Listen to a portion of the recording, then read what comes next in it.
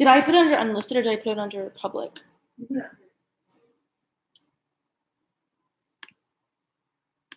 don't know.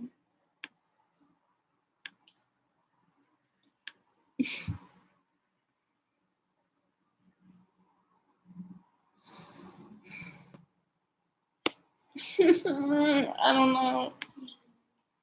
I mean, nobody's here, so I'm assuming it's unlisted. Cool. Now this isn't loading again, so I can't send her the link again.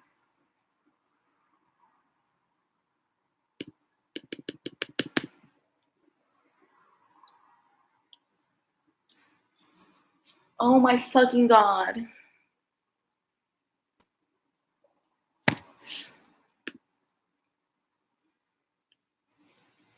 Oh. Here, I'm emailing her.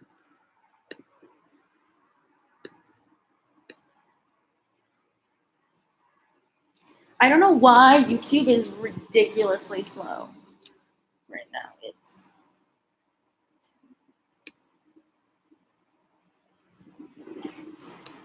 I'm just nervous, like that thing still hasn't published, like it's still just saying it's live.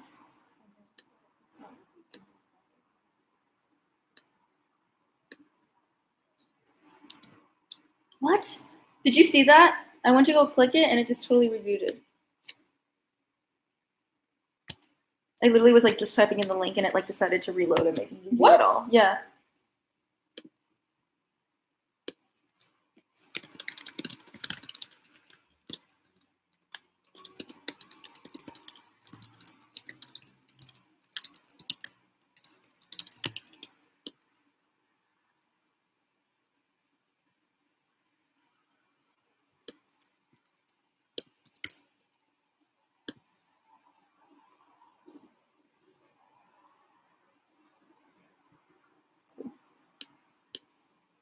Okay, Okay. Ooh. I think what I was in the middle of saying. Well, wait for her to come back. Oh, right. Let me just make sure it's sent. I can just share my phone because this one sucks.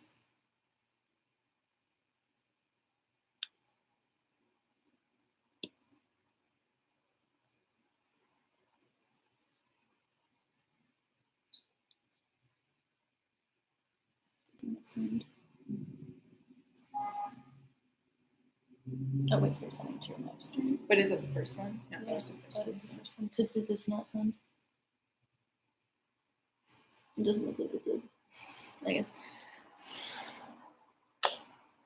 Okay, I think I have to send it again.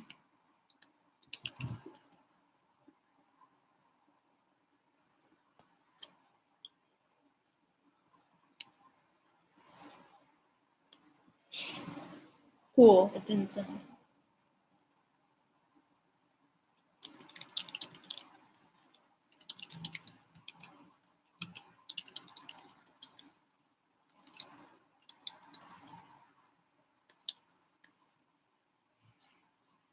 Okay, this one's sent. Okay, maybe they both. Oh no, I probably sent. No, what? I don't know. You sent one to Hot Girl. No, that was at 2:11 though. That was. So yeah. Yeah, the other one that I. Part 2 just sent. But the other one didn't. Oh my god. This is definitely top 5 most. Oh yeah, and hasn't she like been the one that's out of town? And Yeah. Yeah. I'm gonna see if I could see the length of the video.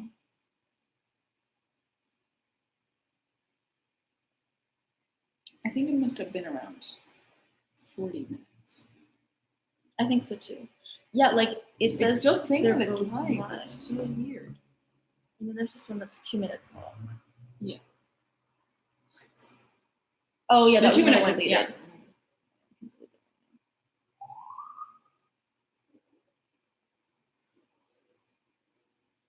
So the last comment showing wasn't one attended.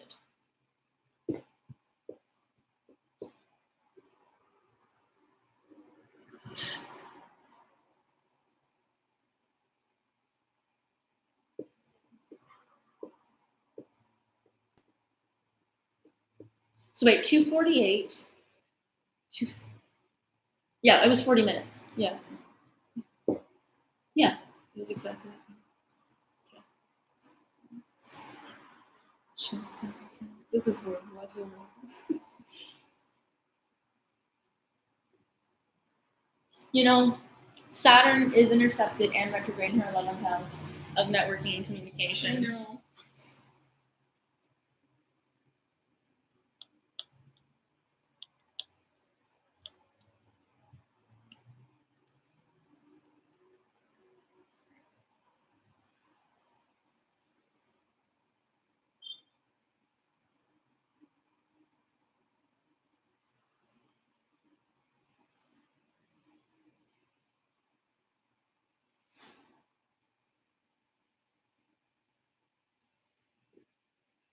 Let me just see what she said. I said check your email.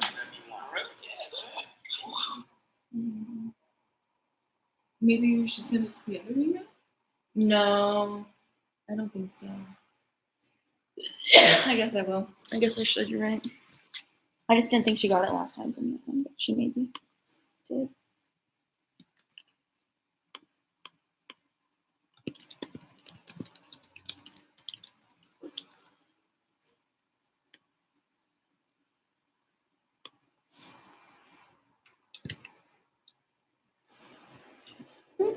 Let's make sure it's sent. Oh, okay, there you go. Hello. Perfect. So sorry. Sorry. I think what I was in the middle of saying before we got so rudely interrupted Yeah, I'm so sorry. I died at 16%. Can I Yeah. just say?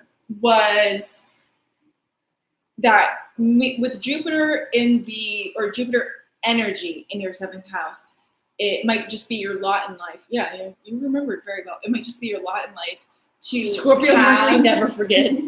to have more partners. Maybe not like a lot of partners, but to learn some lessons from partners. So I think that you should see what this past relationship has given you. That's another big thing that made me leave the Scorpio that I was with is I got to a point where I was like, I wasn't getting, it was just a lot more pain than was worth. And I didn't want the relationship to be that versus all the good stuff that I got from it. So I wanted to like get out of the relationship with all of the positive lessons that I had got from it. But I procrastinated and I got another handful of painful lessons too. Mm-hmm.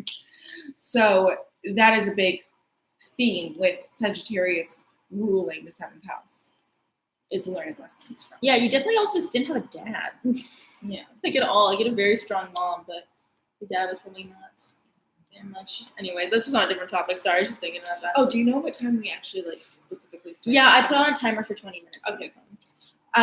So then your Mars is in the 7th house, also conjunct Venus. So this is another indication of a need for stimulation that your Venus and Sagittarius has, and passion in a relationship. Excitement. Never ending excitement. And that's disrupting your want for peace and harmony that your Venus in the 7th house wants. So there's kind of like something that is not matching up, which might be driving you a little crazy. But this can, of course, have a malefic impact on your relationships. You might find that you attract people that you just have to argue a lot with and find yourself easily frustrated with your partner. Find partners that get easily frustrated with you. Or you bring can out just their malefic side towards you. Or you can be that kind of person that needs to kind of, anytime you're upset, you need somebody to put it on. You don't want to put it on you. You can't handle it. You're quick to go, this is your fault. You did this. You're the reason why this happened. You know what I mean? Yeah, so you may even subconsciously keep around unhealthy relationships because then that's an obvious source of your stress. Yeah. That you don't have to and it's think not about you, too much. it's Yeah. them. It's so that, I can be mad because of this. If I didn't have this thing that was so obviously making me mad, I wouldn't have something to focus on. Focus on my Mars energy. Yeah. So that is an aspect of someone. It can also feel like It can also feel like you also don't have a get up and go attitude unless you're in a relationship. So keeping somebody stringed on, you kind of are like keeping that X in your life. You're like, you have that motivation, that Mars energy, that Venus energy. You feel creative, you feel active. It's keeping that in your life. Whereas if you were to get rid of them, you wouldn't be able to access that as easily anymore. So there can be somebody with 7th house stuff can get into this trap of just hanging on to the ends of things just so that those planets are almost still activated. You know? Yeah, it's a pretty weak position for Mars because you don't have that kind of, again, this could be another thing with your lack of direction, like Shayna was saying. And it can be hard for you to express anger outside of like an intimate relationship or intimate situations. You can turn to anger towards your partner. But if you want, there's, you can also manifest it in a healthier way of maybe you get into a relationship where your guys' thing is hiking, your guys' thing is going to the gym. You find different kinds of stimulation and opportunities and motivation from that person and turn it into more productive. Or even like you see your partner as an opportunity to vent about other negative things going on in your life. And instead of having this malefic relationship that if you didn't know how to channel this malefic, if you didn't have this malefic relationship, you wouldn't know like what to do with the rest of your anger in your life.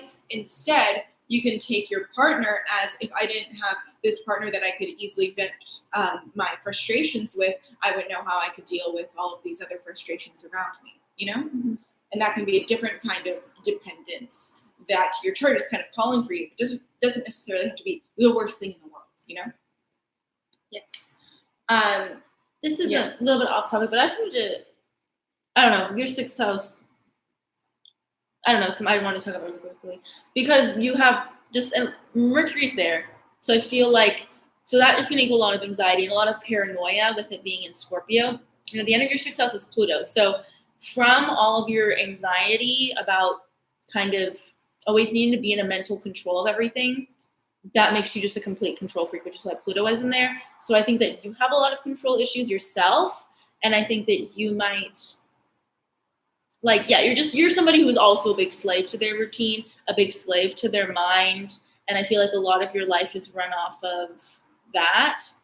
And I think that there was also with your partner probably worked up a lot of your, like that ex probably worked up a lot of your mental, like, because it's also in Scorpio, it's also mental, like, craziness, honestly. Anxiety and insanity, and kind of brought that out in you. And so you probably found in your relationship that you were like kind of the craziest you've ever been, especially at the height of it, and did the most unlike you things because you guys were both fighting for control of each other, you know?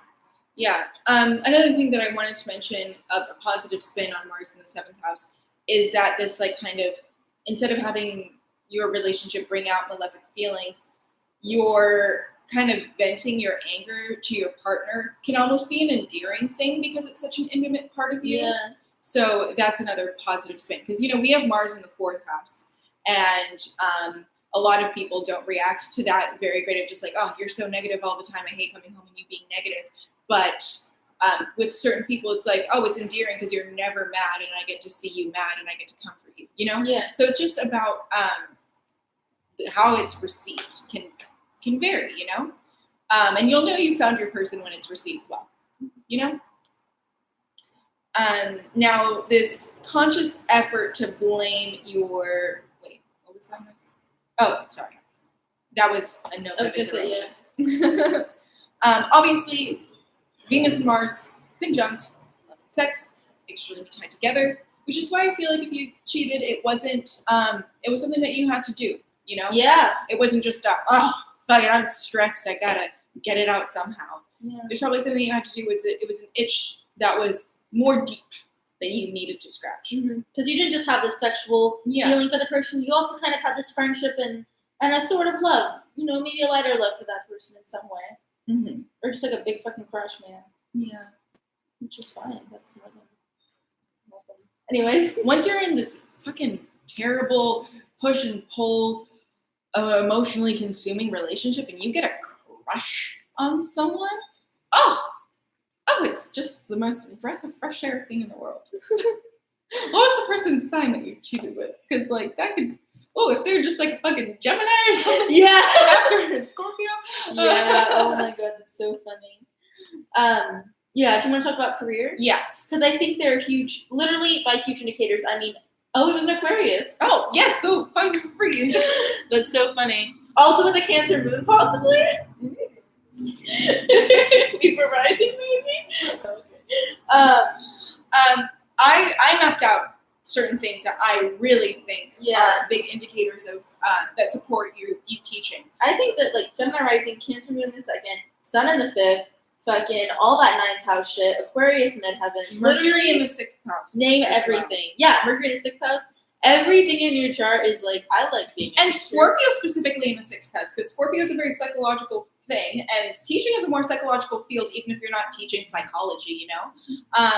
So though it's not like the most obvious indicator, I think Scorpio in the sixth house supports teaching because you're going to get very emotionally invested in your work, and the best teachers are the ones that are emotionally invested in their students. I mean, not too much, you know, in that Mrs. Robinson kind of way, but, you know, emotionally invested, they care about their students, and going to be particularly attentive to personal lives, because Scorpio in the sixth house is kind of where they can't separate, you know, the personal lives of their coworkers. They just want to know the personal lives of their coworkers. But in terms of like your students, you know, you want to know what their home life is going on, if they're acting up and stuff like that. I not necessarily that they have to be, even if they're not small kids, if they're teenagers or even college students, you want to know about their personal lives to kind of guide them.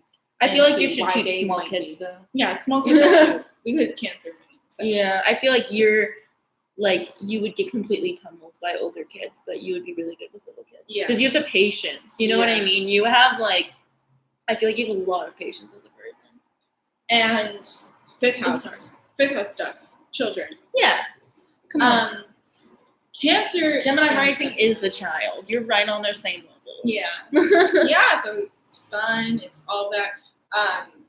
Cancer in the second house. Cancer moon in the second house. So when it comes to money, you want to do something that involves taking care of others emotionally and secure, and that's teaching. You know what I mean? Teaching is a form of mothering in a way. Yeah, for sure. Even if it's not small children, but you know, small children.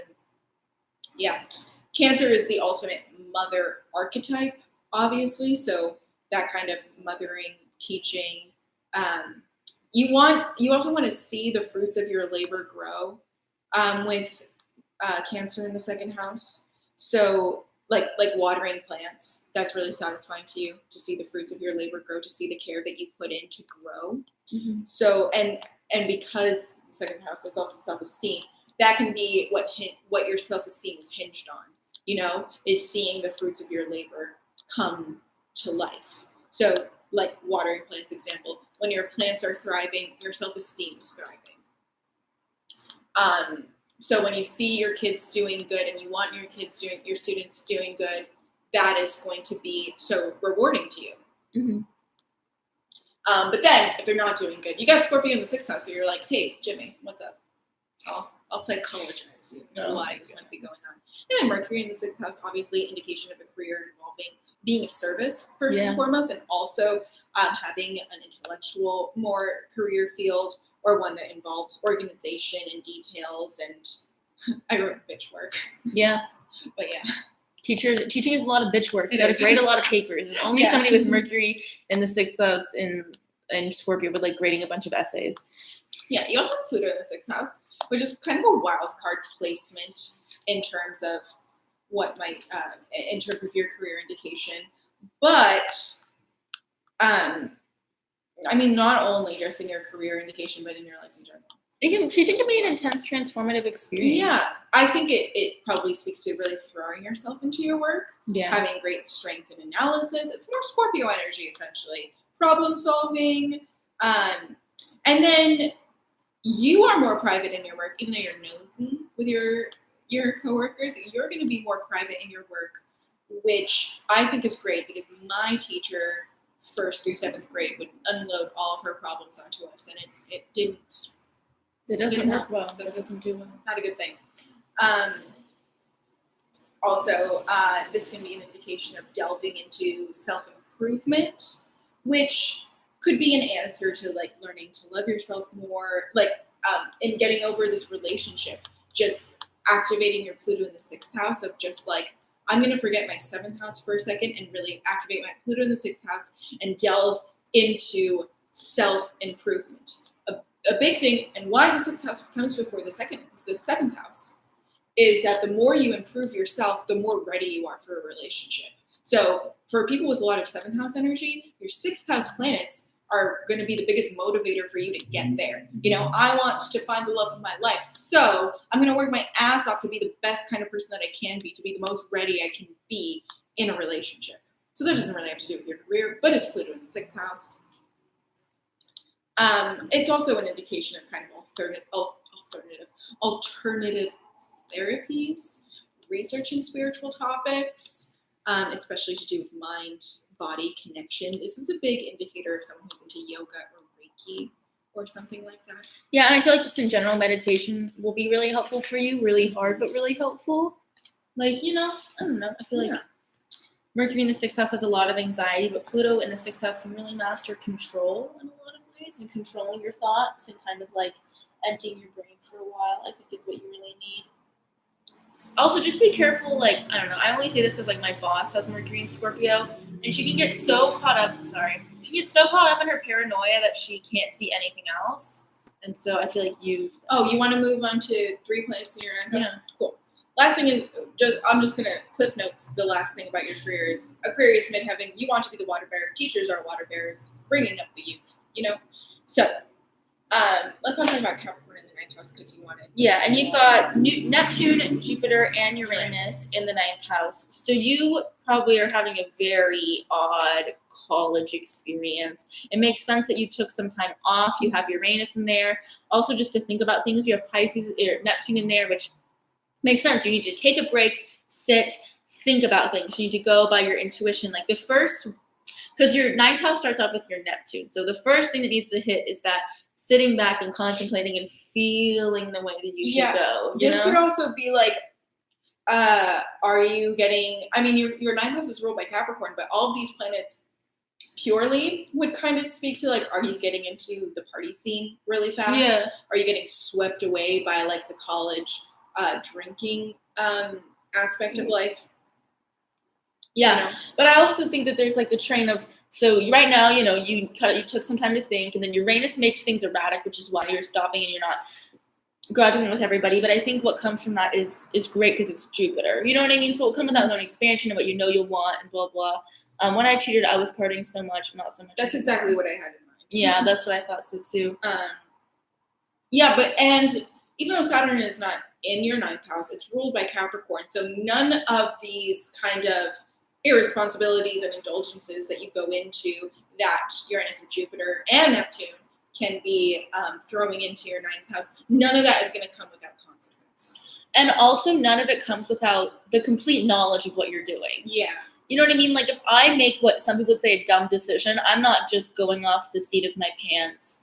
I probably planned out that dumb decision and went, you know what?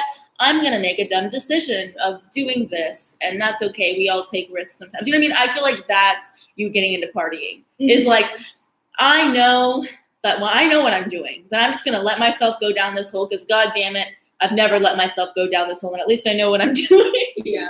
You know what I mean? And I feel like you do have the restraint in yourself to not dive too far because it's in Capricorn. You know what I mean? Yeah. Something will come and smack you in the face if you don't do it yourself. So yeah, basically there's a lot going on in your 9th house. There's a big promise of your college experience, promises in all different directions, you know? Mm-hmm. It's going to be a big time of change. Yeah. And huge self-discovery. Yeah. And learning. A lot of learning. In all kinds. Yeah, I was going to say, learning in ways that you wouldn't normally expect. I feel like a lot of your college experience, you've been like, I expected it to be a lot more structured. I didn't expect it to be this chaotic. Like you had a very sheltered and quiet kind of, you know, elementary, middle school life. And yeah, in high school being in Cancer and then going off and then it's a lot. You're going to be you probably were catapulted into the world very quickly, and you realize the harsh realities of it very quickly. It could have been very shocking. That could have what made you want to go into partying and escaping from it. But if anything, you have so much stuff in the ninth house, and you have such unique views and outlooks of things. You're going to be going through such unique experiences as well, as odd as that sounds. And you also learn in such unique ways that I feel like you're really going to be able to lock onto a lot better in upper school. So as much as like you would probably feel like your heart belongs to like that little child in you, I think that going off into school and really kind of just and not only just after school as well, just like wherever you are that's not in the neighborhood is going to be very beneficial for you and really change your life and really at the end of the day, like it ends with Jupiter in Aquarius, and then your Aquarius midheaven. Yeah. Like you're going to be coming into some unique ideas, some unique things. You're really going to be finding that you might be a very progressive teacher. You might be one of those teachers that is like whatever the typical movie is of that guy from like Dead Poets. Like that kind of teacher kind of situation. And I think it's just important for you to meet as many people as you can right now. And I know that's hard because your Saturn is in your 11th house, but I feel like you will learn so much from other people more than most people. Like you kind of are a little bit dependent on other people for growing and learning, but not in a bad way, in a way of like you soak it all up so well. Yeah. And you have such an open mind with all those open-minded ninth house planets that I feel like you'll be able to say yes to a lot of stuff that people won't, and because of that, you'll be getting a lot more good experiences. And I would just say, don't close yourself off to that stuff. Yes. Also, next school year is going to be a big turning point for you. It's going to be a huge change for you just based on the transit of the North Node going through your first house. Me and Shana are going through this transit right now because the North Node moves in retrograde, and lots of big things have happened for us for me. I've had a lot of tower moments. Tower as in like the tower in tarot. And so there's going to be a lot of big changes coming for you starting with the new school year and the year that follows after that. So that can be an exciting thing. Yeah, I think you should definitely embrace it. And I don't think that your chart's afraid of change. I think your chart likes it. But I mean, the ninth house is a hard point for everyone to hit, no matter what's in there. To have 3 planets, outer planets. Yeah, outer planets. 2 of them malefic. Yeah. But Jupiter's in the end, and I'm telling you, that's such a good luck charm, dude. Jupiter always does it for you. Yeah, but that's actually our time. Yes. My timer went off. So sorry about the interruption and the late start and all this. Today's actually the first day of the shadow of Mercury retrograde, and I'm already feeling it. Obviously.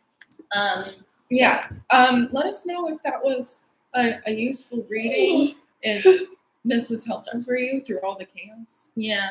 Thank you so much for buying this and supporting us. I hope you enjoyed it. And yeah, that's all.